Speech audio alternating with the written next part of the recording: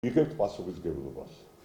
არც ერთი სახელმწიფო ინსტიტუციის ფუნქციონირება არ შეფერხდება. თუ რომელიმე მინისტრი ან მაღალჩინოსანი გაიქცევა, ეს არ გამოიწვევს ფუნქციების კოლაფსს. დიდი პროტესტის დღეს აქციის ორგანიზატორები ბოლო გეგმებს ალაგებენ და იმ ხალხს, ვინც რუსთაველზე მივა, წინასწარ ეუბნებიან, რომ ქაოსი და არასტაბილურობა ქვეყანაში არ იქნება. ხელისუფლების შესაძლებლად შეკრებილი ადამიანები ყველაფერს მშვიდობიანად გააკეთებენ და არავის უნდა კონდეს იმის შიში, რასაც ქართული ოცნება თესავს, რომ საქართველოში ქაოსი დადგება.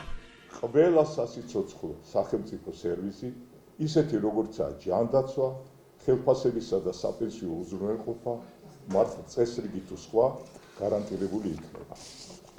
ხაზგასმით გვინდა აღვნიშნოთ სახელმწიფო ინსტიტუტების მუშაობას უზრუნველყოფენ არა მხოლოდ მინისტრები, არამედ უწყებებში უამრავი სხვადასხვა პოზიციაზე განაწილებული პროფესიონალები. ძალიან მნიშვნელოვანია გავაცნობიეროთ, რომ არანაირი დაბრკოლება, არანაირი შეფერხება აი ამ ყველაზე მნიშვნელოვანი და ყოვლის მომცველ საბაზო სერვისს, რომელსაც ახორციელებს სახელმწიფო, არანაირი პრობლემა და შეფერხება არ ექნება. ჩვენ კარგად ვიცით, რომ ყველა უწყებაში არიან ადამიანები, რომლის მხრებზეც გადადის ეს პატიოსანი და საკმაოდ შრომატევადი საქმე. 4 ოქტომბერი 4 საათი შეკრების ადგილი რუსთაველის გამზირი. ეს არის 310 დღიანი პროტესტის კულმინაცია. ადამიანები ხვალ განაცხადის გასაკეთებლად მიდიან არა ქართულ ოცნებას. მოვიდა ცვლილებების დრო. ეს იქნება ეროვნული დროშებით ხელში მყოფი მოქალაქეების თავი სათქმელი. თქვენი დრო დათვლილი არის და რაც უფრო მალე შეეგუებით ამას ალბათ თქვენთვის უკეთესი იქნება. ერთმანეთისთვის ჩვენება იქნება, რომ ჩვენ აქ ვართ, ჩვენ ერთმანეთის გვერდით ვართ, მხარ და მხარ ვიბრძვით და თუ მაგალითად გუშინ არ იყო იმდენი ხალხი რუსთაველზე, აგერ დღეს ვართ და ესე იგი პროტესტი ნამდვილად გრძელდება და მე ვფიქრობ, რომ გვჭირდება ასეთი შეკრება იმისთვისაც, რომ ძალები აღვიდგინოთ და რწმენა ჩვენი თავის და ერთმანეთის ვირწმუნოთ. ქვეყნისთვის ალბათ დღეები არ ითვლება, ქვეყნისთვის მთელი ცხოვრება არის, ხო და ამიტომაც გამარჯვებამდე ბოლომდე აუცილებლად. ჩვენ ერთმანეთს ხედავთ, ერთმანეთს ამხნევებთ, ძალას ვაძლევთ და ვეუბნებით ერთმანეთს, რომ არა, ჩვენ არ შევეგუებით. ხალხი არ ეძებს ლიდერს. რუსთაველზე საკუთარი სინდისის გამოდგებიან.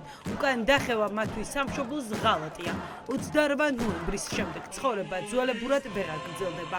არ ეშინიათ, არ ნებდებიან და მზად არიან, რომ ყველა ფორმით აჩვენონ ივანიშვილს, რომ მის რეპრესიებზე უარესად ბრაზდებიან. მე მინდა, ყველას გვინდა, რომ 4 ოქტომბერს დამთავრდეს ყველაფერი. მე მინდა, რომ ნახო ბიძინა ივანიშვილის მერტფრენი და ზედ ჩამოკონწიარებული ბიძინა ივანიშვილი, როგორც ტოვებს ქვეყანას. ყველას გვინდა მაგ კადრის ნახვა. თუნდაც რომ წავიდეთ ყველა და შემოგთავაზეს წავიდნენ ხელს უშლით, მაგრამ არ გამოვა ეს ამბავი, წავლენ ისინი. ჩვენ აქ დავრჩებით დავიწყებთ ყველაფრის თავიდან შენებას, რაც მათ დაანგრიეს 13 წლის მანძილზე ჯერ ნელ-ნელა შეფარულად დაპირებებით, მოტყუებით, იმით ამას აგრძელებენ დღემდე, გაუთავებელი ტყუილები და ცრუ დაპირებებით. ერთობა რომ გამარჯვებას მოიტანს ამაში დარწმუნებულები არიან სინდისის პატიმრების ოჯახის წევრები. 4-ში 4-ზე ისინი იმ გამზირზე იდგებიან, სადაც თითქმის 1 წლისე მათი შვილები ქვეყნის ევროპული მომავლის დასაცავად იბრძოდნენ. ბრძოლას დატყვევებული ოჯახის წევრების ნაცვლად ახლა თავად აგრძელებენ. რეგიონებიდან ძალიან ბევრი ადამიანი იქნება, თბილისი ფეხზე დადგება, რა ვიცი, 100-200,000 ადამიანი როცა დადგება და რეჟიმს მოთხოვს, რომ ცვლილებები აუცილებელია და რეჟიმი თუ ამას შეეწინააღმდეგება, აუცილებლად ადეკვატურ პასუხს მიიღებს. პოზიციურად განწყობილი საზოგადოების დიდი ნაწილი მზად არის ბრძოლისთვის იქ სადაც უნდა იბრძოლოთ, იმიტომ რომ სხვა ადგილია პოლიტიკური ბრძოლის აქ აღარ არის დარჩენილი. არაერთი დღე არის, რაც ჩვენ რუსთაველზე ვდგავართ და მნიშვნელოვანი არის, რომ ამას მოყვეს კულმინაცია და ჩემი აზრით და ჩემი ღრმა რწმენით 4 ეს არის ძალიან მნიშვნელოვანი თარიღი. ქვეყნის ისტორიულ გამზირზე ხვალ ერი და ბერი ერთად იდგება. დავიბრუნოთ საქართველო, ქვეყნის ბედი ხვალ წყდება. ამ სიტყვებით მიმართავს მრევლს დოროთე ყურაშვილი და მორწმუნეებს თხოვს 4-ში საკუთარი პოზიცია დააფიქსირონ, რადგან ახლა დუმილი მისი შეფასებით ღალატის ტოლფასია. შენ ჭირდები საქართველოს, ვისაც ეს გესმის, შენ ჭირდები. ყოველი ჩვენთაგანის ვალია, თითოეულის ვალია, რომ დავდგეთ ნათელ მხარეს.